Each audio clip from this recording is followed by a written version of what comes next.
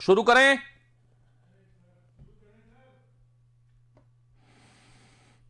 ओम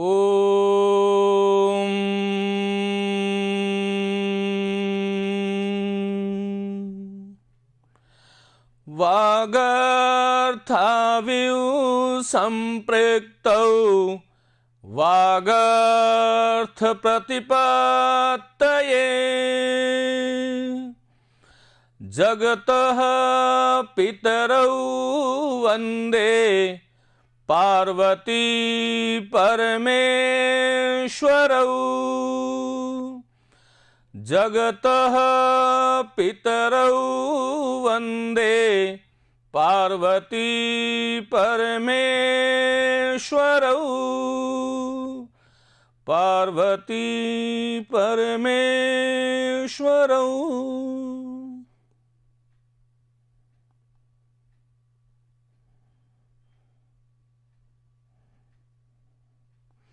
साथियों नमस्ते, आप सभी का हार्दिक स्वागत। ज्ञानसुधा कॉलेज आयुक्तालय राजस्थान सरकार के इस उपक्रम में मैं आपका अभिनंदन करता हूं।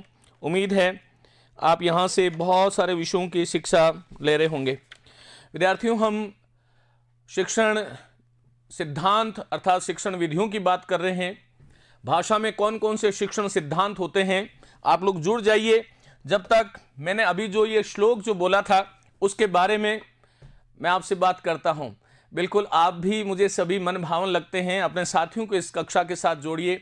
देखिए, मैं आपको सदैव कहता हूं कि विद्या जितनी आप बांटते हो उतनी ये बढ़ती है, और इसका विस्तार कीजिएगा। अपने आप अपने जो है अपने पास इसको नहीं रखें। कहा गया है ना, अपूर्व कोशो विद्यते तव अयम भारती, कोशो अयम विद्यते तव भारती। हे मां भारती, तेरा ये जो खजाना है ये अपूर्व है। वे ये तो वृद्धिम मायाति, इसको जितना बांटोगे उतना ये वृद्धिम मायाति, वृद्धि को प्राप्त करता है। क्षयम मायाति संचयात, और क्षय को प्राप्त हो जाता है। यदि इसको संचय करोगे तो ये विनष्ट हो जाता है, विनाश हो जाता है। इसलिए बांट दीजिए इसको सब लोग। साथियों, ये जो श्लोक है ये महाकवि कालिदास का है। 2 मिनट हम विषय से अलग बात नहीं है, विषय से जुड़ी हुई बात है।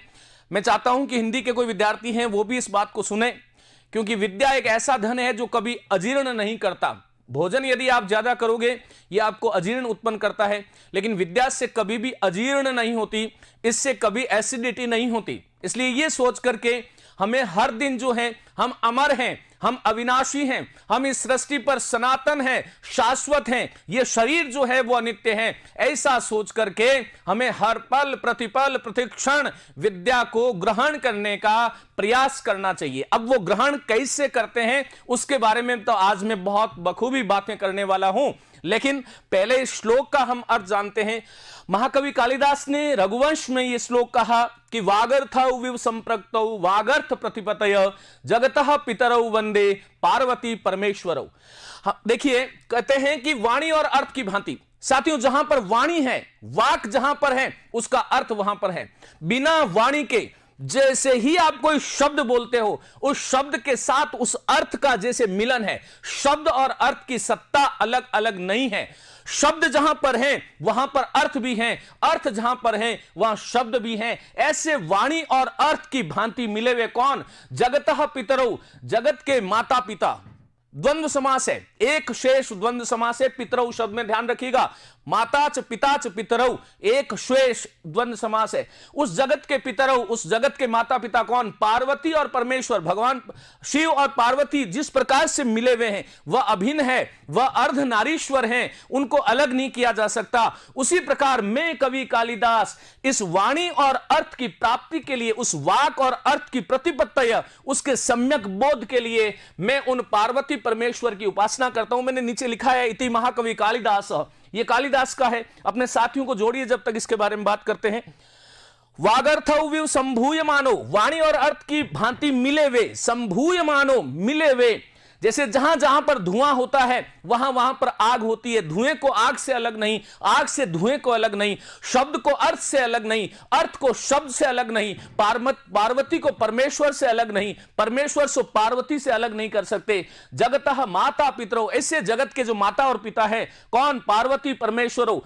उनकी मैं कालिदास भाषा भाव गौरवाय, भाषा और भाव की गुरुता के लिए, भाषा और भावों की समृद्धि के लिए नमामि नमामि नमस्कार करता हूं। उत्तम पुरुष अहम नमामि इति, इस प्रकार भाषा भावयो हो।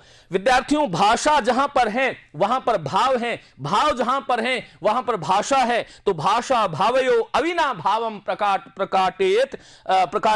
भाव, भाषा और भावों का अविना भाव संबंध है, एक जहां पर है वहां पर दूसरा है। तो चलिए इसी स्तुति के साथ मैं जो बोलूं उसके भाव आपके हृदय तक उसी रूप में संप्रेषित हो जाए, यही मैं आज की कक्षा से प्रार्थना करता हुआ पार्वती और परमेश्वर की शुरू करता हूं साथियों आज की कक्षा। आइए देखिए, हम शिक्षण सिद्धांतों की बात कर रहे हैं। मैंने यहां पर बहुत सारी चीजें आप लोगों के लिए लिखी है ताकि आप स्क्रीनशॉट ले लो और इसको जो है हृदयंगम करो। बार बार कहा गया है विद्या अभ्यासेन प्रसीदति, विद्या अभ्यासेन प्रसीदति। विद्या जो है मां सरस्वती जो है वो किससे प्रसन्न होती है साहब? तब कहते हैं अभ्यासेन प्रसीदति। हमारे यहां पर अभ्यास का एक सिद्धांत भी है, उसके बारे में बात करेंगे हम। विद्या अभ्यासेन प्रसीदति, मां सरस्वती जितनी आप अभ्यास करोगे उतनी आप पर प्रसन्न होने वाली हैं। प्रसाद चढ़ाओ नहीं चढ़ाओ कोई फर्क नहीं पड़ता, लेकिन आप जितना अभ्यास करोगे उतनी ही मां सरस्वती आपके अंतःकरण के समीप होगी। चलिए आइए इन्हीं भावों के साथ इस कक्षा का मैं जो है आरंभ करता हूं। विद्यार्थियों ये देखिएगा, पाठ्य विषयों की दो कोटियां हैं। हम भाषा के शिक्षण सिद्धांत पढ़ रहे हैं। इससे पहले मैं आपको भूमिका से जोड़ देता हूं। पाठ्य विषय जो है उसकी दो कोटियां हैं, दो श्रेणियों में। सामान्यतः हमें दो भागों में इसको बांट लेना चाहिए। हाँ, एग्जाम की तिथि भूल जाइए बिल्कुल, ये एमबी सारन बिल्कुल सही बात कर रहे हैं। बिल्कुल अजमेर के हृदय से प्रकाश वर्मा, आपका स्वागत। तो पाठ्य विषयों की ये दो कोटियां, दो श्रेणियां हैं। जितने भी जो एक शिक्षा में जितने विषय हैं उनको हम मोटे तौर पर दो भागों में बांट लेते हैं। पहला जो विषय है उसको बोलते हैं ज्ञान प्रधान विषय, और दूसरे प्रकार के जो विषय हैं उनको हम बोलते हैं क्रिया प्रधान विषय। एक ज्ञान प्रधान विषय है, एक क्रिया प्रधान विषय है। साथियों, ज्ञान प्रधान विषय कौन है? जितने भी हमारे ह्यूमैनिटीज के जो सब्जेक्ट है, सोशल साइंस के जो सब्जेक्ट है, साइंस के जो सब्जेक्ट है, जैसे इतिहास है, भूगोल है, गणित है, विज्ञान है, दर्शन शास्त्र है, ये सारे के सारे जो विषय हैं ये ज्ञान प्रधान है। और जो शिल्प से जुड़ा हुआ चित्रकला है, शिल्प से जुड़ा हुआ कला है, और भाषा जो है वो क्रिया प्रधान विषय है। ये आपको ध्यान रखना है। भाषा जो है एक सूक्ष्म क्रियात्मक विषय है। पहली आज की बड़ी बात, भाषा एक सूक्ष्म क्रियात्मक विषय है, एक सूक्ष्म क्रियात्मक विषय है। आगे हम बात करेंगे कैसे सूक्ष्म क्रियात्मक विषय है, लेकिन यहां पर ज्ञान प्रधान विषय ये है। ज्ञान प्रधान विषय जो होते हैं उनका शिक्षण का आधार क्या होता है? तो ये हम आप लोग जानते हो सभी लोग कि ज्ञान प्रधान जो विषय होते हैं उनका शिक्षण का आधार सूचनात्मक होता है, तथ्यात्मक होता है। वहां पर सूचनाएं दी जाती है, या यूं कह सकता हूं, एक आप लोगों के बीच में एक शब्द का प्रचलन है रटाफिकेशन। तो ये जो रटाफिकेशन जो है वो कंठस्थीकरण, केवल कंठस्थीकरण, ये सूचनात्मक है। तथ्यात्मक वहां पर तथ्यों की भरमार है, और वहां पर बौद्धिकता भी आपको चाहिए। हालांकि साइंस में कुछ प्रैक्टिकल के माध्यम से भी कुछ चीजें होती है, लेकिन ये जो है अपवाद स्वरूप है। और क्रिया प्रधान विषय कौन से हैं? तो मैंने कहा शिल्प, कला और भाषा, ये क्रिया प्रधान विषय हैं। इन विषयों को सीखने का आधार क्या है? भाषा को सीखने का आधार क्या है? सबसे पहला बात है क्रियात्मक। आपको क्रियात्मक होना पड़ेगा, क्रियाशील होना पड़ेगा, सृजनात्मक होना पड़ेगा, रचनात्मक होना पड़ेगा, नाटक करने पड़ेंगे। सीखने की प्रवृत्ति आपको विकसित करनी होगी, और सीखने की इच्छा, और आपको अपने आप को प्रेरित करना होगा। जब आप अपने आप को स्वयं को प्रेरित करते हैं तब दुनिया आपको प्रेरित करती है। ध्यान रखना। तो ये क्रियात्मक, और सबसे बड़ी बात, क्रिया प्रधान जो विषय है वो आवृत्ति मांगते हैं। करत करत अभ्यास के जडमति होत सुजान, और फिर कहते हैं अभ्यास। हमने अभी कहा कि विद्या मां सरस्वती अभ्यास से प्रसन्न होती है। तो ये साथियों क्रिया प्रधान जो विषय है उसमें क्रियात्मकता की आवश्यकता होती है, आवृत्ति की आवश्यकता होती है, अभ्यास की आवश्यकता होती है, और भाषा एक सूक्ष्म क्रियात्मक विषय है। चलिए यहां से मैं आज की बात जो है शुरुआत करता हूं। शिक्षण के जो सिद्धांत है उन शिक्षण के सिद्धांत में मैंने पहला जो सिद्धांत लिया है शिक्षण सिद्धांत में, उसे लिया है वैयक्तिक विभिन्नता का सिद्धांत। वैयक्तिक विभिन्नता का सिद्धांत क्यों लिया है? क्योंकि मुझे लगता है कि बहुत महत्वपूर्ण है। इनका ऐसा कोई क्रम नहीं है कि यही सिद्धांत पहले होना चाहिए, यही सिद्धांत जो है, हां थॉर्नडाइक बोलते हैं, अभी थॉर्नडाइक आगे आएगा। तो साथियों यहां पर देखो, वैयक्तिक विभिन्नता, साइंस भी ये कहती है और ये प्रूव करती है कि संसार में कोई भी दो व्यक्ति समान नहीं हो सकते। दो व्यक्ति छोड़िए, दो व्यक्तियों की एक अंगुली का, एक नाखून का 100वां हिस्सा भी इस संसार में कोई किसी से नहीं मिलता। इसका मतलब चाहे वो बौद्धिक वैभव हो, चाहे वो ऐश्वर्य हो, चाहे चिंतन शक्ति हो, चाहे वो किसी कार्य में किसी चीज को प्रयुक्त करने की विधि हो, हर एक बालक में अलग अलग होती है। यही वैयक्तिक विभिन्नता है। और इस सृष्टि के अंदर यदि वैयक्तिक विभिन्नता नहीं होती तो हमारा यह संसार कैसा होता, उसकी आप कल्पना भी नहीं कर सकते। हम जीवित इसलिए हैं क्योंकि हम सब अलग अलग हैं, सब अलग अलग सोचते हैं, सबका अलग अलग कार्य व्यापार है। इसी का नाम व्यक्तिगत विभिन्नता, व्यक्तिगत भिन्नता, इसी का नाम है वैयक्तिक विभिन्नता, इसी का नाम व्यक्तिगत विभिन्नता है। और इसी का नाम साथियों स्वतंत्रता व वैयक्तिक भिन्नता का सिद्धांत भी है। तो तीन सिद्धांत है, तीनों का बात एक ही है। आइए बात करते हैं क्या है। जैसा कि यहां पर देखो, सबसे पहले मैंने लिखा है कि प्रत्येक बालक में सीखने की गति अलग अलग होती है। इस संसार में मैंने कहा कोई किसी से नहीं मिलता है, हर बालक जो है वो अपनी गति के अनुसार सीखता है। तो हर एक बालक की सीखने की गति अलग अलग होती है।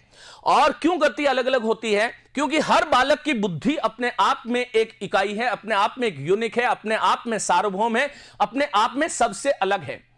और फिर हर एक बालक की योग्यता अलग है, पारिवारिक संस्कार जो हैं वो भी हर बालक में अलग है। यहां तक कि जो जीन से जो रूपांतरित होकर के जो शरीर की संगठना बनती है वो भी अलग अलग है, वो भी हमारी कार्य प्रवृत्ति जो है उस पर कहीं ना कहीं प्रभाव डालती है। तो ये बुद्धि है, योग्यता है, हर बालक की रुचि अलग अलग है। कुछ रुचि आप देखते हैं, कुछ बालक जन्मजात कुछ रुचि लेकर के आते हैं, कुछ पढ़ने में बड़े जो है प्रभावशाली होते हैं, कुछ जो है नृत्य में होते हैं, कुछ संगीत में होते हैं, कुछ जो है चित्र बनाने, चित्र तो हम सभी बनाते हैं, लेकिन कुछ स्पेसिफिक एक रुचि होती है। तो वैयक्तिक विभिन्नता का सिद्धांत क्या कहता है कि हर बालक में अलग अलग बुद्धि होती है, अलग अलग योग्यता होती है, अलग अलग रुचि होती है, और उसको ध्यान में रख करके शिक्षण जो कराया जाना चाहिए, तभी जो है उस बालक का सर्वांगीण विकास हो सकता है। और इसमें क्या होता है, यह एक प्रश्न आया था 2018 रीट में संस्कृत में। क्या आया था साहब? कुशाग्र, कुशाग्र का अर्थ है कुश के अग्र भाग की, कुश कहते हैं दोबड़ी को, दोबड़ी का जो अग्र भाग होता है वो तीखा होता है। तो तीखी बुद्धि का मतलब ऐसी वाली बुद्धि नहीं, जो तेज बुद्धि है, कुशाग्र, कुश के अग्र भाग की भांति। तब कहा गया कि कुशाग्र और कुशाग्र सामान्य और मंद बुद्धि, तीन कैटेगरी हो गई। एक तो बहुत तेज, एक सामान्य जो मीडियम वाले हैं, और एक बिल्कुल मंद बुद्धि। छात्राणाम कृते कह सिद्धांता समुपयुक्तो अस्ति, ये 2018 के रीट में एक प्रश्न आया था। हां बिल्कुल स्क्रीनशॉट लेने का टाइम दूंगा अनिल गोस्वामी। हां तो ये देखो, कुशाग्र सामान्य मंद बुद्धि छात्राणाम कृते कह सिद्धांता समुपयुक्त, कौन सा सिद्धांत समुपयुक्त है? 2018 रीट परीक्षा में पूछा गया प्रश्न था। क्या अनुपात क्रमयो सिद्धांत? तो अनुपात क्रम सिद्धांत जो है वो ये कुशाग्र मंद बुद्धि इनके मध्य संतुलन नहीं करता साहब। अनुपात और क्रम का सिद्धांत क्या कहता है? पहले मौखिक कार्य दो, फिर लिखित कार्य दो, किसी का क्रम निर्धारित करो। शिक्षा के प्रत्येक चीज का पहले क्रम निर्धारित होना चाहिए। इस क्रम के सिद्धांत का नाम ही, दूसरा नाम अनुपात सिद्धांत है। तो अनुपात क्रमयों से सिद्धांत ये हुआ आपका, तो ये तो नहीं हुआ कुशाग्र सामान्य मंद बुद्धि तीनों के लिए। अब ये वैयक्तिक विभिन्नता का जो सिद्धांत है, इसके आधार पर यदि कोई शिक्षक को यह पता है कि वैयक्तिक विभिन्नता के अनुसार मुझे इस कक्षा में शिक्षण करवाना है, तो वो जो है कुशाग्र मंद बुद्धि, सामान्य और मंद बुद्धि तीनों प्रकार के जो छात्र होंगे उसके मध्य सामंजस्य स्थापित करते हुए शिक्षा कराएगा। समवाय का सिद्धांत आगे बात करेंगे, मौखिक कार्य सिद्धांत। तो इसका सही आंसर जो था वैयक्तिक विभिन्नता का सिद्धांत था। आगे चलता हूं साथियों, ये जो सिद्धांत है, इस सिद्धांत वैयक्तिक भिन्नता का जो सिद्धांत है, वो शिक्षा का वातावरण जो है उसमें ऐसी आवश्यकता होती है कि शिक्षा का वातावरण स्वतंत्र होना चाहिए, कहीं पराधीन नहीं होना चाहिए, कोई डरावना नहीं होना चाहिए। सब स्वतंत्र हैं, सीखने में स्वतंत्र, बोलने में स्वतंत्र, लिखने में स्वतंत्र।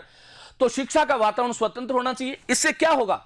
यदि आप स्वतंत्र शिक्षा का वातावरण, देखो आप शिक्षक बनने वाले हो, अपने अंदर शिक्षक लेकर के आओ, अपने अंदर पहले शिक्षक पैदा करो। जब आपका चयन होगा तब आप जिस विद्यालय में आपकी नियुक्ति होगी वहां पर एक स्वतंत्रता, विद्यार्थी को स्वतंत्रता होनी चाहिए, उच्छृंखलता नहीं होनी चाहिए। उद्दंडता के लिए टोकिए, संस्कार यदि कहीं गिरे हुए हैं तो उनको आप उठाइए। शिक्षक के लिए उसके जो छात्र हैं वो संतति के समान होते हैं, लेकिन उसकी स्वतंत्रता का हनन नहीं करना चाहिए। यदि आप स्वतंत्र वातावरण बनाओगे तो इससे क्या होगा, छात्रों की जिज्ञासा तीव्र होगी, छात्र जानने का प्रयास करेगा, इसके आगे क्या, इसके आगे क्या, इसके आगे क्या। और छात्र जो है साहब आत्म प्रकाशन के लिए तत्पर होंगे, खुद को व्यक्त करने के लिए तत्पर रहेगा। कौन सा सिद्धांत की बात कर रहे हैं हम, आपको समझ में आ रहा होगा, नए साथी जो जुड़े। वैयक्तिक विभिन्नता का जो सिद्धांत है वो ये कह रहा है कि स्वतंत्रता वातावरण होना चाहिए, छात्रों की इससे जिज्ञासा होगी और छात्र आत्म प्रकाशन के लिए तत्पर रहेंगे। फिर उसके बाद में देखो ये आ जाए लाइन की आत्म प्रकाशन, वाद विवाद, चर्चा, वातावरण के रूप में प्रयोग। तो यहां पर हमें ध्यान रखना है जो हमारा ये सिद्धांत है उसके अनुसार ये होता है, ये ध्यान रखिएगा। मनोवैज्ञानिकों के अनुसार व्यक्तिगत भिन्नता में समावेशी शिक्षा का, समावेशी जो तीनों तरह के जो बालक हमने बताए, अलग अलग प्रकार के जो बालक है उसमें समावेशी शिक्षा का विशेष महत्व है।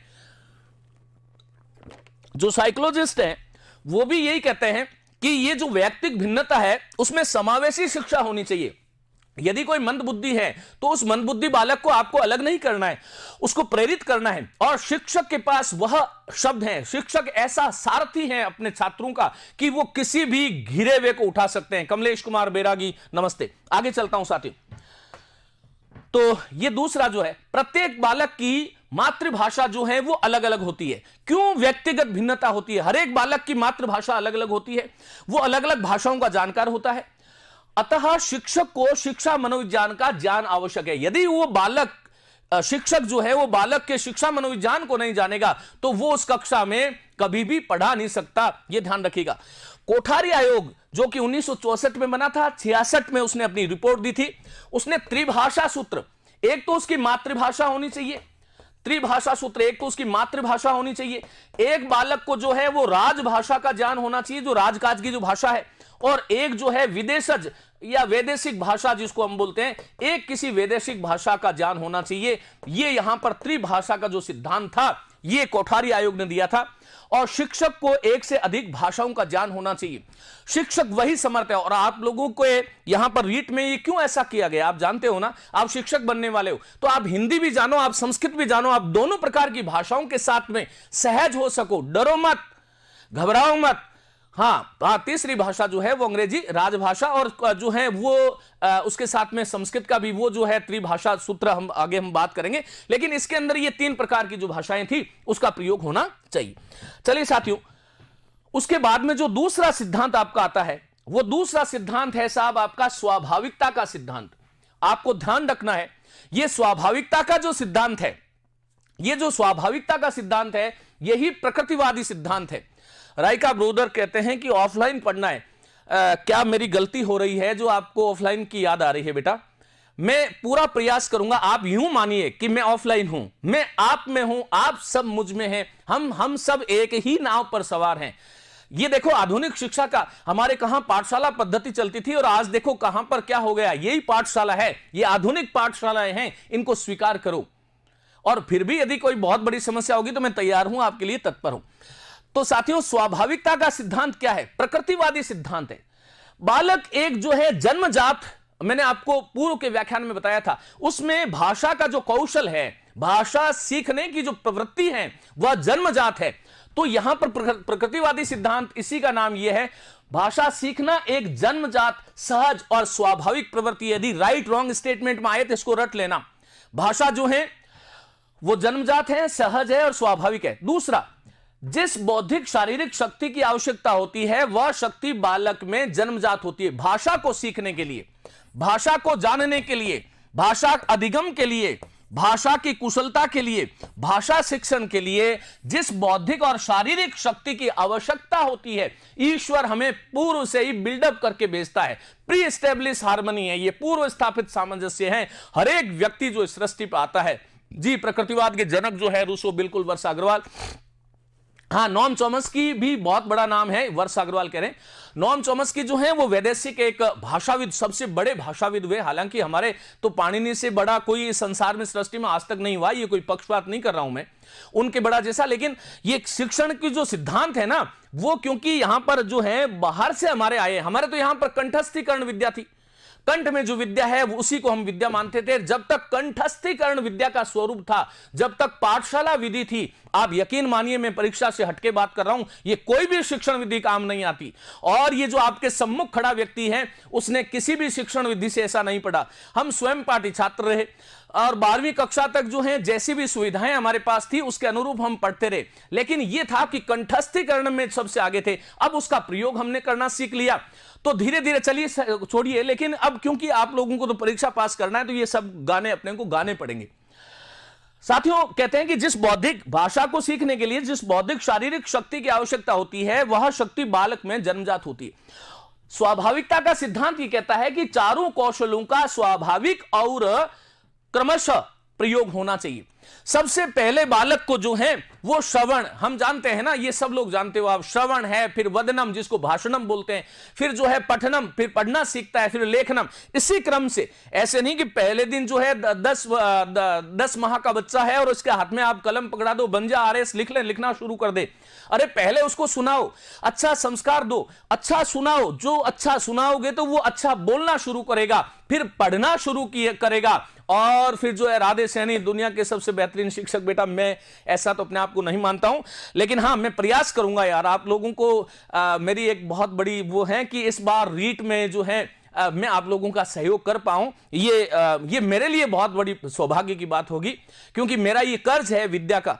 मैंने इस सृष्टि से जो कुछ सीखा है उसको बहुत ईमानदारी से आपके साथ बांटना चाहता हूं, ये मेरे भाव हैं। चलिए, तो साथियों, चारों कौशलों का स्वाभाविक और क्रमशः प्रयोग किसमें होता है? स्वाभाविकता के सिद्धांत में होता है। फिर कहते हैं कि जिस भाषा में भावों का ग्रहण हो, देखो ये आ सकता है कि जिस भाषा में भावों का ग्रहण हो उसी के अनुसार शिक्षा दी जानी चाहिए। यह कौन सा सिद्धांत इस बात पर बल देता है? तो प्रकृतिवादी सिद्धांत या स्वाभाविकता का सिद्धांत इस बात पर बल देता है। यदि मैं संस्कृत माध्यम से पढ़ने में यदि कंफर्ट हूं तो मुझे संस्कृत में पढ़ाओ। मेरी मातृभाषा के अनुसार यदि मुझे भावों की अभिव्यक्ति ग्रहण उसमें हो रहा है तो मुझे उसके अनुसार जो है पढ़ना चाहिए। चलिए, हाँ चलिए साथियों, बिल्कुल भाषा की मूल इकाई जो है वो वाक्य को माना गया है। भाषा की जो मूल इकाई जो है वो वाक्य है, ये ध्यान रखना, ये बहुत महत्वपूर्ण बात है। स्वाभाविकता का सिद्धांत या प्रकृतिवादी सिद्धांत के अनुसार जो भाषा की जो मूल इकाई है वो कौन है? वाक्य। बालक को वाक्यों के माध्यम से प्रेरित करो, उसको पता ही नहीं चलना चाहिए मैं कब व्याकरण सीख गया। पहले ही दिन आप जो है व्याकरण के बोझिल नियमों को यदि उस पर लाद दोगे तो भाषा से उसको नफरत हो जाएगी। मेरे बहुत सारे छात्र जो हैं वो कहते हैं, बहुत सारे साथी हैं और बहुत सारे मेरे छात्र हैं वो ये कहते हैं कि सर हमने जो है हिंदी से हमें बड़ी जो है नफरत सीख थी, आपसे पढ़ने के बाद में प्रेम हो गया। मैंने तो कोई बहुत ज्यादा शिक्षण विधियों को मैं नहीं जानता हूं, आप बहुत सारे बच्चों को पता होगा कि मेरा इसमें कोई बहुत ज्यादा अभ्यास नहीं है, लेकिन मेरा यह था कि जो ईमानदारी से मेरे पास है उसको मैंने दिया, और जो छात्र जो सुनने वाले थे उन्होंने उसको हृदय से लगाया। और भाषा से प्रेम होना चाहिए। यही मेरे महाविद्यालय में जहां भी मैं रहा हूं, जिस भी महाविद्यालय में होता हूं, सदैव यही होता है कि आपके आने के बाद में हमें विशेष प्रेम हो गया। और ये प्रेम होना चाहिए साहब। क्यों होना चाहिए? क्योंकि उसको बोझिल मत बनाओ। पहले ही दिन गए और बड़े संस्कृत के वाक्य यदि आपने लिखाने शुरू कर दिए, वो बालक में आप में भूत नजर आएगा, ऐसा मत करो। तो ये ध्यान रखो, शिक्षक का बहुत बड़ा दायित्व होता है। कहने को बहुत सारी बातें हैं, क्योंकि 1 घंटे की कक्षा है तो थोड़ा फास्ट चलूंगा। बालक को स्वाभाविकता का जो सिद्धांत है उसके अनुसार बालक को केवल प्रेरित करना होता है। केवल बालक को प्रेरित कीजिए, क्योंकि भाषा का कौशल जो है उसमें जन्मजात है। नॉम चॉम्स्की ये कहते हैं, ये वैदेशिक वैयाकरण थे, भाषा के सबसे बड़े आदमी माने जाते हैं। ये भाषा सीखने की जन्मजात प्रवृत्ति होती है। बालक को केवल प्रेरित करके भाषा सिखाई जानी चाहिए। और भाषा सीखने की जन्मजात प्रवृत्ति होती है, उसका नाम उन्होंने भाषा अर्जन तंत्र का उन्होंने आविष्कार किया, जिसको लैंग्वेज एक्विजिशन डिवाइस अर्थात LAD के नाम से जाना जाता है। ये कई बार प्रश्न आता है कि LAD का ये आविष्कारकर्ता कौन है? तो नॉम चॉम्स्की है। नॉम चॉम्स्की की परिभाषा मैंने आपको पूर्व की व्याख्यान में बताई थी कि भाषा सीखने की जन्मजात प्रवृत्ति होती है। हर मनुष्य जब इस सृष्टि में आता है, भाषा सीखना उसका अधिकार होता है। और बालक को केवल प्रेरित करना चाहिए, धमकी नहीं देनी चाहिए कि तुझे सीख नहीं है। उसको पता ही नहीं चले, आजकल खेल खेल की विधि चल रही है, उसको समझ में भी नहीं आता कि कब क्या हो गया। हम जो है संस्कृत संभाषण जब करवाते थे तो संस्कृत संभाषणे किम भवति स्म, डरना मत संस्कृत देख करके, संस्कृत संभाषणे किम भवति स्म, संस्कृत में क्या होता था, बालकाः तत्र शिविराणाम आयोजनम भवति स्म, भवन्ति स्म, शिविरों का आयोजन होता था, तत्र बालकाः बालिकाश्च आगच्छन्ति स्म, बालक बालिका आते थे और ते वा ताः बालकाः बालिकानां कृते वयं किम कुर्मः स्म, तत्र क्रीड़ा विधि जो है उसके माध्यम से उनको समझ में आता था कि हमने कब उनको एकम द्वे त्रीणि चत्वारि पंच षट सप्त अष्ट नव दश एकादश द्वादश त्रयोदश पंचदश सिखा दिया, उनको समझ में भी नहीं आता था और वो खेल खेल में सीख जाते थे। तो ये ध्यान रखो, भाषा शिक्षण एक प्राकृतिक प्रवृत्ति, ये कौन सा सिद्धांत मानता है कि स्वाभाविकता का सिद्धांत, विधिवत शिक्षण आरंभात पूर्वमेव, देखो ये संस्कृत में लिखा है मैंने कि विधिवत शिक्षण आरंभ से पूर्व ही शिशु स्वाभाविक प्रक्रियायाः भाषा शिक्षणाय प्रेरणा प्राप्नोति। विधिवत जो शिक्षा, स्कूली शिक्षा से पहले स्वाभाविक जो सिद्धांत है, स्वाभाविकता का सिद्धांत, ये शुरू हो जाता है माता पिता से, ये शुरू हो जाता है समाज से और शिक्षक पर आकर के ये विधिवत शुरू होता है। लेकिन उससे पहले ही ये भाषा शिक्षण की प्रेरणा उसमें आ जाती है, क्योंकि छोटा बच्चा बार बार पूछता है ये क्या, उसमें जिज्ञासा है, उसकी जिज्ञासा को कभी तोड़ो मत। इसलिए मैं कहता हूं, मैं कक्षा में भी कहता हूं यार प्रश्न किया करो, प्रश्न करने में बड़ा आनंद आता है। चलो आगे बात करता हूं साथियों, और ये जो है आगे देखिएगा, आगे का जो सिद्धांत है वो हम बात करेंगे अभ्यास का सिद्धांत। ये अभ्यास का सिद्धांत मुझे बड़ा प्रिय है। मेरे जो छात्र छात्राएं जो मुझसे पढ़ते हैं वो सभी जानते हैं कि मैं अभ्यास पर बहुत अधिक बल देता हूं, हर बात को कहता हूं 5 बार बोलो, ये मेरे अंतःकरण में स्वयं में है। करत करत अभ्यास के जडमति होत सुजान, जितना आप अभ्यास करोगे ये जडमति, ये देखो ये बुद्धि जो है ना, हमारा जो ये बुद्धि जो है ये अचेतन है, इसको चेतन कर सकते हो किसके माध्यम से, अभ्यास के माध्यम से। बिल्कुल एमबी सारन संस्कृत से पहले डरते थे, ये डर मैं निकाल दूंगा, पहले एक बार रीड कर लो, उसके बाद में मैं आपके साथ ही हूं। चलिए तो साथियों ये जो है अभ्यास का सिद्धांत जो है उसमें देखो थॉर्नडाइक क्या कहता है। थॉर्नडाइक एक वैदेशिक विद्वान है, वो कहते हैं भाषा एक कौशल है, भाषा एक कौशल है, कोई नई बात नहीं कर रहे, और उसका विकास अभ्यास पर निर्भर करता है। हमारे तो यहां पर हजारों साल पहले कह दिया, श्रोतव्यो मंतव्यो निधिध्यासितव्यो, सुनना चाहिए, मनन करना चाहिए, निधिध्यासन, अभ्यास से भी आगे की जो चीज थी निधिध्यासन, मेरी बातों को जोड़ना, कनेक्ट करना आप। लेकिन थॉर्नडाइक क्योंकि परीक्षा के लिए महत्वपूर्ण है, हमारे यहां पर वेदों में कह दिया गया, उपनिषदों में कह दिया गया, श्रोतव्यो सुनो, मंतव्यो मनन करो और निधिध्यासितव्यो। अरे हम तो अभ्यास से सैकड़ों कदम आगे थे, लेकिन फिर जो है थॉर्नडाइक को हम लेकर के आगे, हमें इनसे कोई आपत्ति नहीं है मुझे इनसे, लेकिन हाँ ये परीक्षाओं, क्योंकि बहुत सिंपल सी एक बात है कि ये कौशल है और उसका विकास अभ्यास पर निर्भर करता है। उन्होंने 3 चीजें बाधक बताई थी, एक तो शिक्षा में जो है नहीं मिलने में, एक तो अभ्यास नहीं होता है, एक तत्परता नहीं है, उसका प्रभाव यदि नहीं है तो शिक्षा में बाधा है। तो ये 3 चीजें उन्होंने बताई थी। हमारे महर्षि पतंजलि जो है उन्होंने महाभाष्य के अंदर जो है वो उन्होंने जो है वो निरंतरता, रुचि और वैराग्य, रुचि निरंतरता और वैराग्य, ये चीजें बता दी। अभ्यास, इसी का नाम, ये अभ्यास का जो सिद्धांत है उसी का नाम क्रियाशीलता का सिद्धांत है, इसी का नाम व्यावहारिक प्रयोग का सिद्धांत है। इसको मौज कर लेना, स्क्रीनशॉट ले लो भैया, फिर मत कहना कि लेने नहीं देते हो। और ये अभ्यास का सिद्धांत मानता है कि भाषा एक विज्ञान के साथ एक कला भी है। विज्ञान का अर्थ है विशिष्ट ज्ञान, और कला जो है वो कला की भांति सीखी जाए, करके सिखाओ। ये बाल केंद्रित शिक्षा का सबसे बड़ा नारा है, करके सिखाओ। और अभ्यास कैसा होना चाहिए, दीर्घकालीन अभ्यास। ये जो है ऐसा नहीं साहब हमने आज अभ्यास किया और कल हमने अभ्यास नहीं किया तो बात गड़बड़ हो जाएगी। ये दीर्घकालीन अभ्यास होना चाहिए।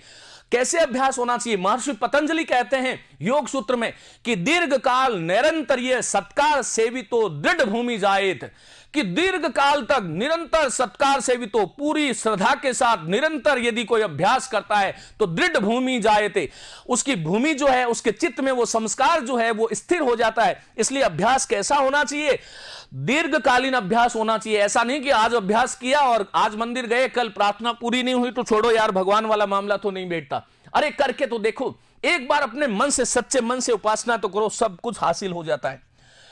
और फिर उसके बाद में महर्षि पतंजलि ने अभ्यास के सिद्धांत में वो कहते हैं रुचि होनी चाहिए, रुचि पूर्वक निरंतर अभ्यास करना चाहिए। वो है ना एक अपने कहावत है राजस्थानी में, शायद उसका सारांश कुछ ऐसा है कि बिना मन का पावना घी घालूं कि तेल।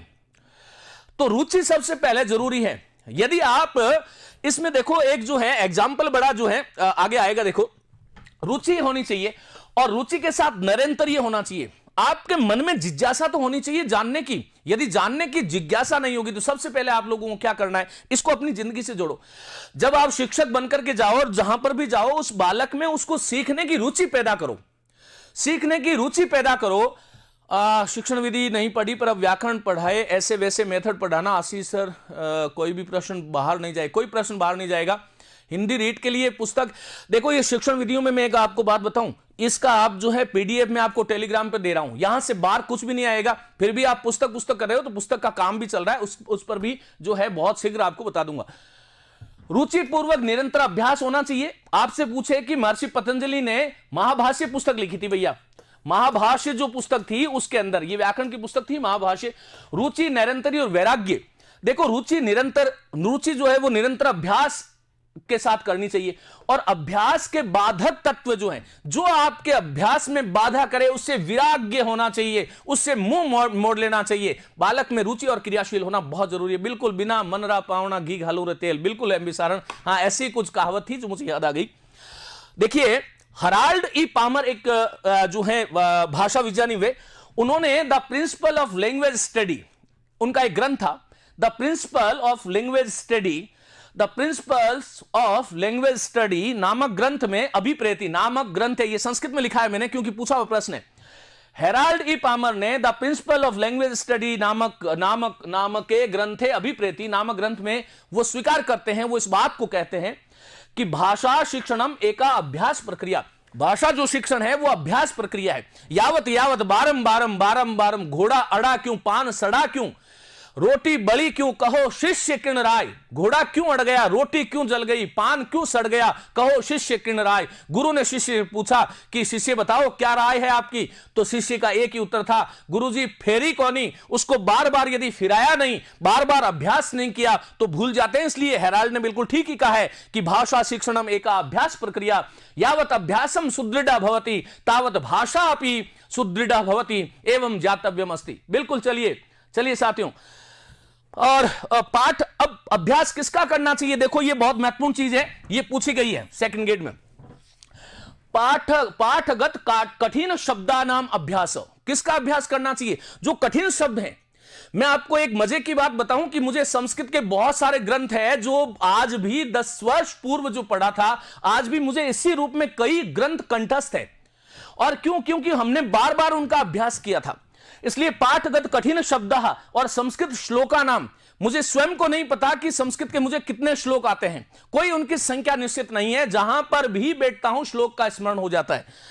क्यों हुआ था, क्योंकि अभ्यास किया। संस्कृत श्लोका नाम और सुभाषिता नाम, सुभाषित आप लोगों के सूक्ति है, तो सूक्ति को लेकर के हम लोग जो है एक दिन बात करेंगे। गोविंद उपाध्याय, बिल्कुल बेटा, शुभकामनाएं आप सबको। और कंठस्थी करना, इनका कठिन शब्दों का, संस्कृत श्लोकों का और सुभाषितों का और सूत्रों का कंठस्थी करना अभ्यास आवश्यक में, अभ्यास जो है बहुत आवश्यक है। आगे चलता हूं, थोड़ा हमें फास्ट चलना पड़ेगा। ये अभ्यास का सिद्धांत था और उसके बाद में है सक्रियताया सिद्धांत। रीट परीक्षा 2018 में एक प्रश्न आया था, उसको मैंने लिखा है, कह सिद्धांत छात्रस्य मानसिक विकास गतिम अधिकतायाम वर्धयति। कौन सा सिद्धांत की बात करते हैं साहब, सक्रियताया। देखो इन सिद्धांतों को आप ऐसे पढ़ो, आप एक बार ये ध्यान रखो कि ये बिल्कुल मिले जुले हुए सिद्धांत है। तो यहां से जब प्रश्न आते हैं, सूत्र निर्माण पाणिनि, बिल्कुल 3 मुनि है, मुनि त्रय अस्ति संस्कृत व्याकरणे, एकम सूत्रकारः पाणिनि सूत्रकारः, कात्यायनम वार्तिककारः तथा पतंजलि भाष्यकारः इति भवत्। चलो, तो ये प्रश्न था कि कहा सिद्धांत छात्र से मानसिक विकास गतिम अधिकतया वर्धयति, कौन सा सिद्धांत है साहब, तो ये सक्रियताया सिद्धांत इसके अंदर उत्तर था, इसलिए मैंने आपको लिखा है। साथियों, भाषा शिक्षण प्रक्रियायाम, भाषा शिक्षण की प्रक्रिया में, हिंदी वाले डरना मत, भाषा शिक्षण प्रक्रिया में छात्रों की सक्रियता, छात्रों की जो सक्रियता जो है वो नितराम उपकरोति, बहुत जरूरी है, बहुत आवश्यक है। निष्क्रिय छात्र भाषा शिक्षण समर्थ न भवति। निष्क्रिय जो छात्र हैं, बहुत सारे छात्र, मैं मेरी कक्षा के अंदर बहुत सारे लोग हो सकता है कि कभी मुझसे ऐसे साक्षात पढ़े हो, मैं यदि 5000 भी बच्चे हैं या 100 बच्चे हैं या 30 बच्चे हैं या 40 बच्चे हैं या 1000 बच्चे हैं, मुझे बहुत बुरा लगता है कोई छात्र जो है उबासी लेता है, निष्क्रिय होकर के बैठा है, बड़ा दुखी होकर के बैठा है। शोक सभा में मत रहिएगा, जीवन आनंद का उत्स है। आनंद आप स्वयं में रहोगे आनंद, तो दूसरों को भी आनंद दोगे। तो पूरी ऊर्जा के साथ में आप इस तरह से जो है वो आप रहोगे तो जीवन में बहुत कुछ होने वाला है। तो साथियों, भाषा शिक्षण प्रक्रियायाम, भाषा शिक्षण की प्रक्रिया में छात्रों की सक्रियता होनी आवश्यक है। एक निष्क्रिय छात्र जो है भाषा शिक्षणे समर्थ न भवति। संस्कृत सरल है, ध्यान रखना इसको, इसका जो है स्क्रीनशॉट ले लो। आगे चलता हूं, ये सक्रियता सिद्धांत जो है वो आगे क्या कह रहा है।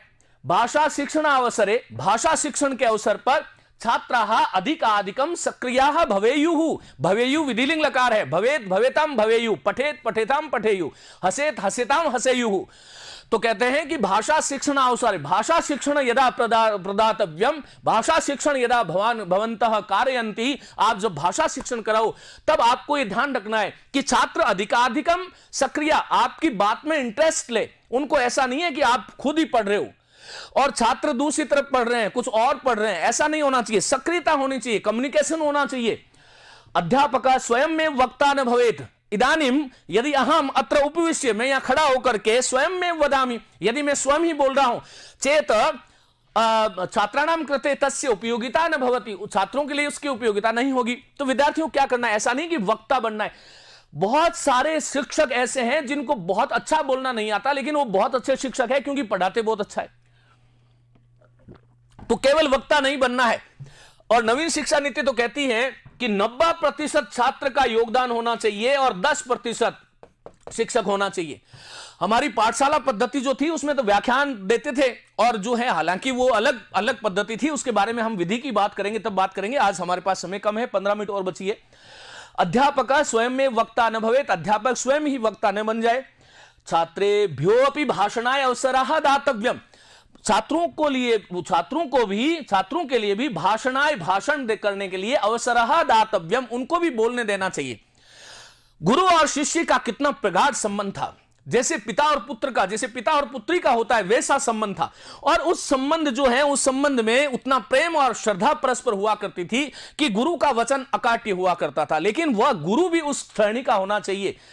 आजकल कहते हैं ना, जांग का गुरु आंधला चेला खरा निरंद, जिनके गुरु अंधे हैं चेला खरा निरंद, अंधे ने अंधा ठेलिया दोनों कूप पड़ंत। अंधा जब अंधे को भिड़ाता है तो दोनों जो है कूप पड़ंत, कुएं में घिर जाते हैं। तो इसलिए देखो, शिक्षक जो है ना, कहते हैं ना कि शिक्षक की गोद में जो है प्रलय और सृष्टि पनपती है। शिक्षक से बड़ा इस सृष्टि पर कोई और भगवान नहीं होता।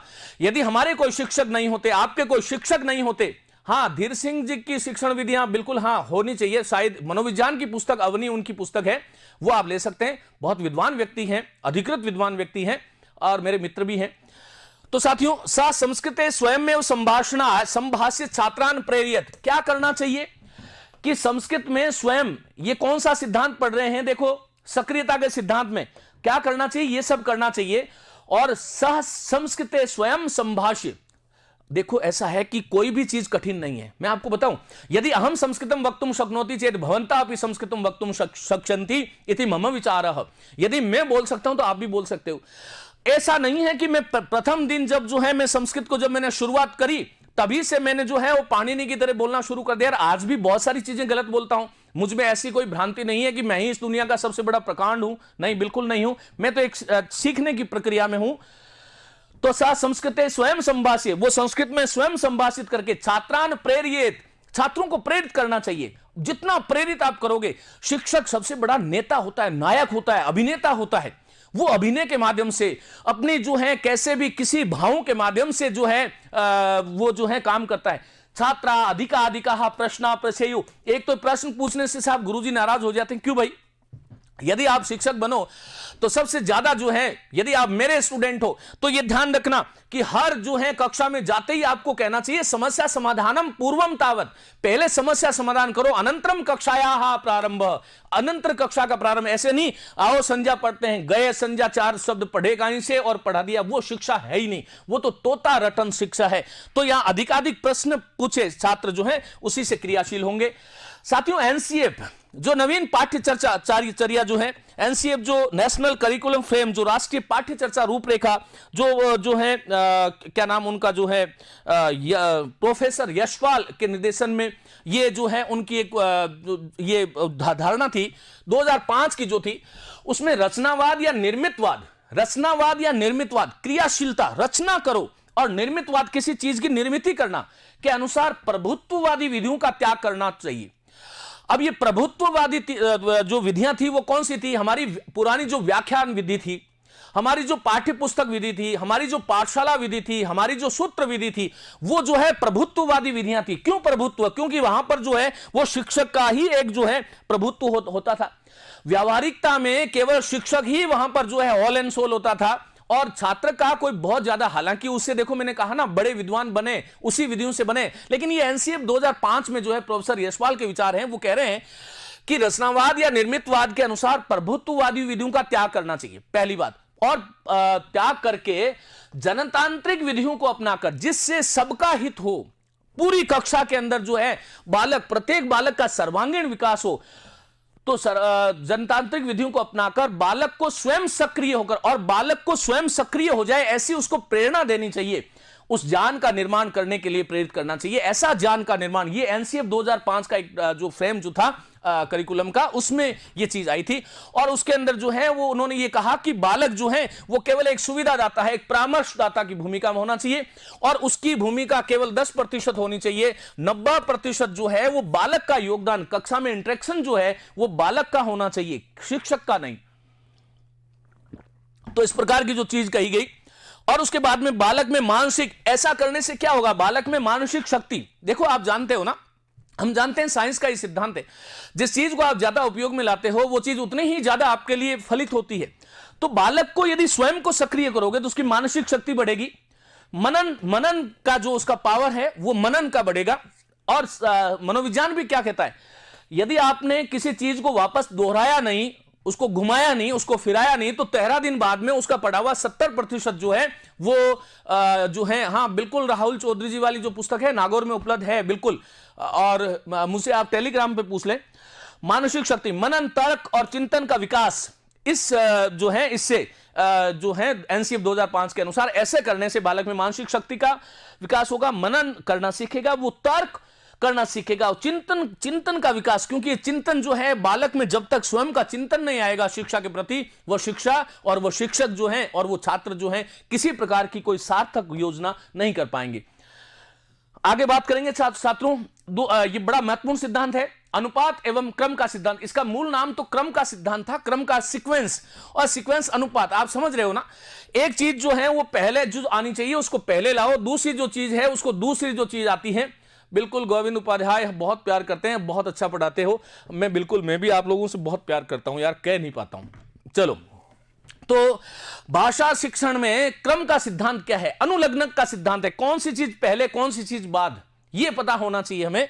और ये जीवन में भी क्रम का सिद्धांत है। और अनुपात और क्रम का सिद्धांत वही है। अनु का अर्थ होता है पीछे, पात का अर्थ घिरना, एक चीज के पीछे कौन सी दूसरी चीज उसी रूप से घिरनी चाहिए, उसी का नाम अनुपात है जी। चलिए, भाषा शिक्षण का प्रमुख उद्देश्य क्या है साहब? सब जानते हो, ग्रहण करना और अभिव्यक्ति, दो चीजों से ग्रहण होता है, सुनने से और पढ़ने से, लिखने से और जो है बोलने से जो है वो अभिव्यक्ति होती है।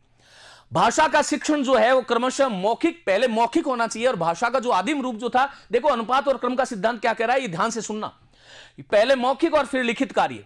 पहले मौखिक कार्य होना चाहिए, उसके बाद में लिखित कार्य होना चाहिए। ऐसे नहीं कि पहले लिखित कार्य दे दिया और फिर जो है मौखिक कार्य दिया, ऐसा नहीं। प्रारंभिक ज्ञान मौखिक है, बिल्कुल हमने पहले बोलना सीखा था, स्वाभाविक है, सहज है, इसके अंदर कोई बहुत बड़ा गणित नहीं है।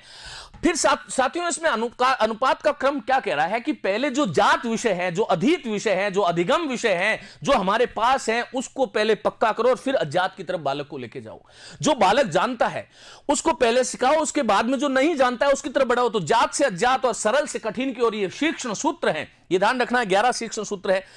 इसमें अनुपात का जो क्रम है वो कहते हैं कि नेत्रों से पहले कान, अर्थात कैसे? पहले सुनोगे ना, तब जो है उसको जो है नेत्र अर्थात पढ़ोगे बाद में। तो नेत्रों से पहले कान, ये प्रश्न कई बार इसी रूप से आ सकता है। तो ये कौन से सिद्धांत का है? तो ये आप अनुपात और क्रम का सिद्धांत का है। नेत्रों से पहले कान का उपयोग होना चाहिए। आवृत्ति से पहले प्राप्ति, अरे पहले प्राप्ति होगी हमारे पास किसी चीज की, तब हम उसको जो है आवृत्ति करा सकते हैं। महोदय पुनः पुनः नमामि, हाँ कोमल कमल बेटा पुरोहित, बिल्कुल आपको सबको नमस्ते, बस पढ़ते जाओ यार, अभी 10 मिनट का समय और बचा है। तो कहते हैं कि आवृत्ति से पहले प्राप्ति होनी चाहिए। स्वतंत्र कार्य से पूर्व अभ्यास, बहुत महत्वपूर्ण है साहब, स्वतंत्र कार्य से पहले अभ्यास। अरे स्वतंत्र कार्य जो बालक करने में कब समर्थ होगा, जब उसको अभ्यास कराओगे। और इसकी सबसे बड़ी बात एक और है कि व्यक्तिगत कार्य से पहले सामूहिक, सामूहिक जो है दल शिक्षण जो है वो क्या करता है, हेजिटेशन खोल देता है बच्चे का साहब। वो बार बार जो है समूह के अंदर जो है ना, यदि आप उसको गाना सिखाओगे, बोलना सिखाओगे, नाचना सिखाओगे, अकेले बालक को नाचना सिखाओगे, कदाचित प्रथम बार नहीं नाचेगा। लेकिन पहले जो है व्यक्तिगत कार्य से पहले सामूहिक, सामूहिक में उसकी जो शर्म, जो लज्जा जो थी स्वाभाविक रूप से जो मनुष्य में होती है वो समाप्त हो जाती है, तब वो व्यक्तिगत कार्य उसको देना चाहिए। तो बहुत महत्वपूर्ण चीजें थी, इसको आप स्क्रीनशॉट ले लें और आगे बढ़ता हूं।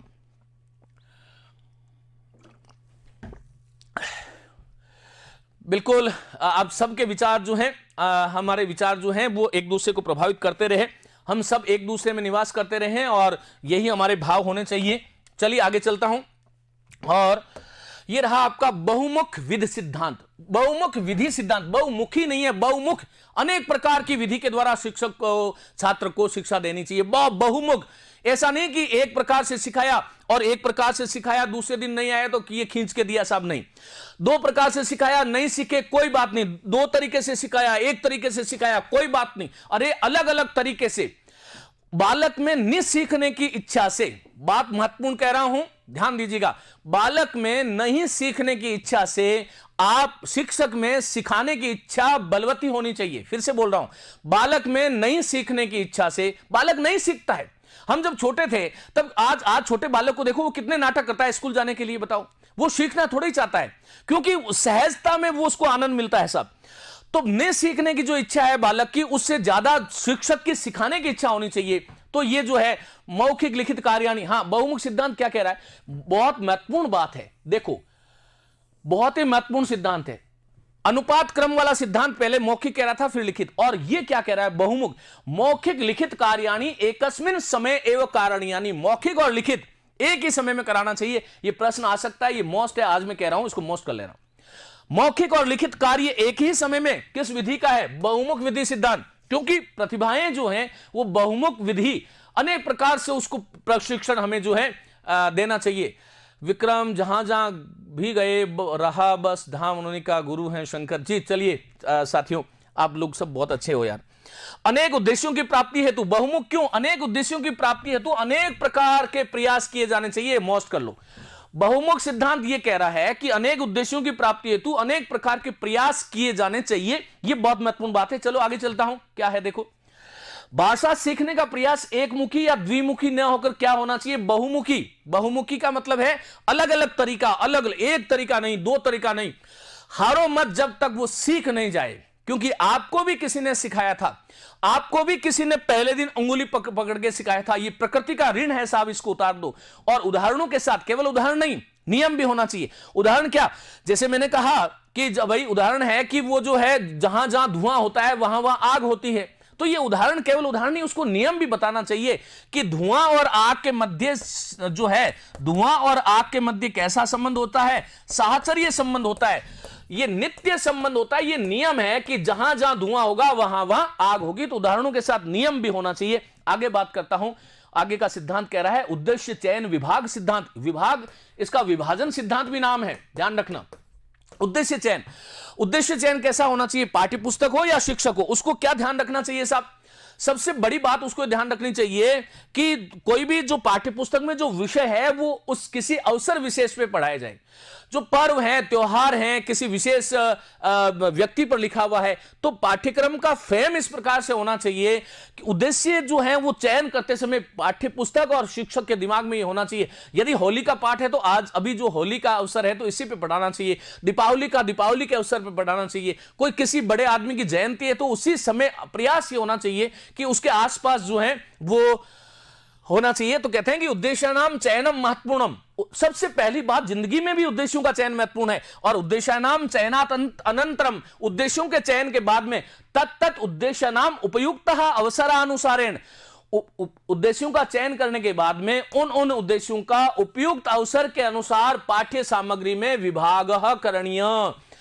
पाठ्य सामग्री का विभाग ऐसा होना चाहिए कि जैसा अवसर पाठ योजना जब आप करते हो तो पहला दूसरा मतलब जैसा जैसा एक फ्रेम जो बनाते हैं कि वर्ष में भाई यहां तक पहुंचते पहुंचते दो है, होली का समय आता है, यहां तक दिवाली का, यहां ये जो भी पर्व त्योहार है उसका अवसर के अनुसार, ज्यादा बताने की जरूरत नहीं, आगे चलता हूं। और फिर अनुकरण का सिद्धांत, सबसे बड़ी बात है कि मनुष्य अनुकरण से सीखता है। आज जो कुछ भी हमने सीखा है, क्या किया, अनुकरण, ये बहुत बड़ा सिद्धांत है साहब। दिवा स्वप्न, दिन में स्वप्न देखने वाला दिवा स्वप्न होता है। यार क्यों व्याकरण लेकर के आ रहे हो, अभी व्याकरण मत लाओ, अभी ये लाओ। अनुकरण का सिद्धांत, अनु पीछे, करण करना, करने के पीछे करना, एक व्यक्ति किया उसके पीछे। सबसे पहले पाठशाला अनुकरण की जो शुरुआत होती है वो किसी भी बालक के घर से होती है, माता पिता से वो अनुकरण करता है। और फिर अनुकरण जो है वो आगे जाकर के जब वो पाठशाला में चला जाता है तो वो शिक्षक जो बोलता है, जिस तरह से बोलता है, जिस तरह से उसका व्यवहार होता है, तो शिक्षक जो है वो किसी भी विद्यार्थी के लिए एक जो है अपनी रियल जिंदगी का एक हीरो होता है। इसलिए शिक्षक की जिम्मेदारी बन जाती है क्या कि बाला स्वभावतः अनुकरणशीलः भवन्ति, बालक स्वभाव से अनुकरणशील होते हैं। इयं में प्रवृत्ति भाषा शिक्षणे उपकारिणी भवति, ये प्रवृत्ति जो है अनुकरणशील की, यदि अनुकरण की शक्ति हमारे अंदर नहीं होती तो जो है हम कभी सीख ही नहीं पाते। बिल्कुल राइका ब्रदर्स, मुझे भी पता नहीं चल रहा है, 5 मिनट का समय और है और बहुत कुछ पढ़ाना था। मैं एक्चुअल में पढ़ाना बहुत कुछ चाहता हूं, लेकिन अब इस 1 घंटे में कितना हो जाता है पता नहीं मुझे, आप लोग देख लें। बालकः शिक्षकस्य शैलीं में अनुकुर्वन्ति, बालक जो है वो शिक्षक की शैली को अनुकरण करते हैं। अरे शैली क्या, वो तो हर चीज का अनुसरण करता है। इसलिए शिक्षक का क्या दायित्व है, साधु उच्चारण सबसे पहली बात है।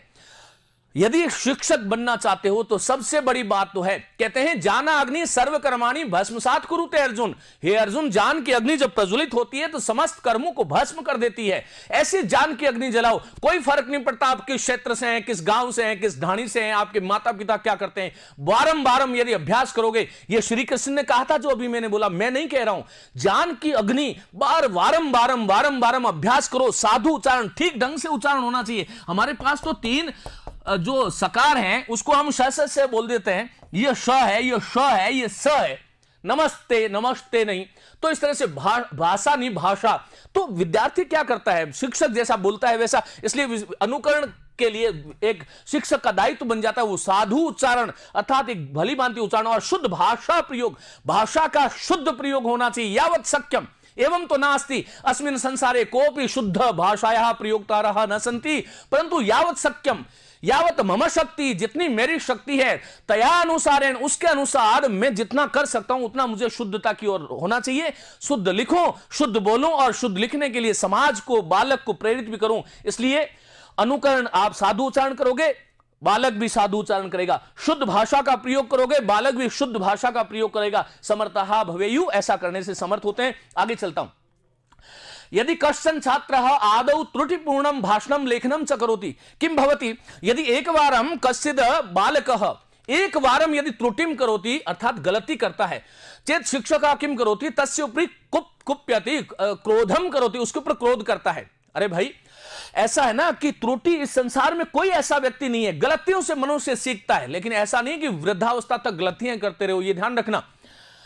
यदि कश्चन छात्र आदौ त्रुटिपूर्णम भाषणम लेखनम च करोति, यदि पहले कोई आरंभ में त्रुटिपूर्ण भाषण और लेखन करता है, चेत अध्यापकः आदर्श वाचनम कृत्वा, एक तो ध्यान रखना आदर्श वाचन जो है वो हमेशा शिक्षक का होता है, तो अध्यापक जो है वो आदर्श वाचन कृत्वा करके त्रुटिम संशोधित, त्रुटि का संशोधन कर देना चाहिए। यह बहुत बड़ी बात थी, जो देखो ये अनुकरण के सिद्धांत के लिए बहुत जरूरी बात है। ऐसा नहीं कि एक बार जो है आपको नहीं हुआ और आपने जो है बालक के ऊपर जो है तेज खा लिया, यह ध्यान रखना। फिर बाल केंद्रित शिक्षण, ये आप स्क्रीनशॉट ले लो, मेरे पास समय समाप्त हो गया है। मौर्य, मोंटेसरी ने, साचरी, ये कुछ लोग थे जिन्होंने बाल केंद्रित शिक्षा, जिसपे करके सिखाओ, करके सिखाओ, बालक पर बोझ मत दो, खेल खेल में सिखाओ, मनोरंजन के साथ सिखाओ, ये 4 विधियां थी। उसके बारे में हम बाद में बात कर लेंगे। मोंटेसरी विधि भी कहते हैं उसको, साचरी विधि भी कहते हैं, ये इटली की थी। जॉन डिवी प्रगतिशील शिक्षा, फ्रोबेल जर्मनी के थे, किंडरगार्टन, इन्होंने एक स्कूल खोला था, उसका नाम ये दिया, और उसके माध्यम से जो क्रियाकलाप जो चलते थे, कुछ लोगों की कुंडली में ऐसा होता है, वो पूरे विश्व में प्रसिद्ध हो गया सब। महात्मा गांधी जी जो थे, उन्होंने बुनियादी शिक्षा, जो कौशल, हस्तशिल्प, उद्योग इत्यादि जो है, वो बुनियादी शिक्षा का सिद्धांत हमारे सम्मुख दिया था। ये सब बाल केंद्रित लोग थे। आगे आइए बात करता हूं।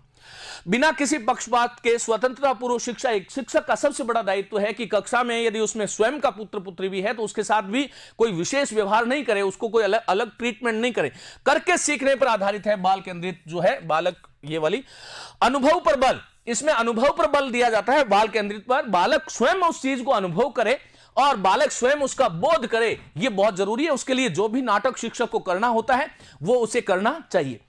और फिर उसके बाद में देखो शिक्षण सूत्रों का प्रयोग, ये शिक्षण सूत्रों का जो प्रयोग है इसके बारे में मैं आज बात नहीं करूंगा, अब आगे की कक्षा में बात करूंगा। आप लोग इन कक्षाओं को देखें और मेरी तरफ से मैं आपको इतना कह सकता हूं कि जहां पर भी मुझे लगेगा कि आप कमजोर पढ़ने वाले हो, मैं आपके साथ में होऊंगा।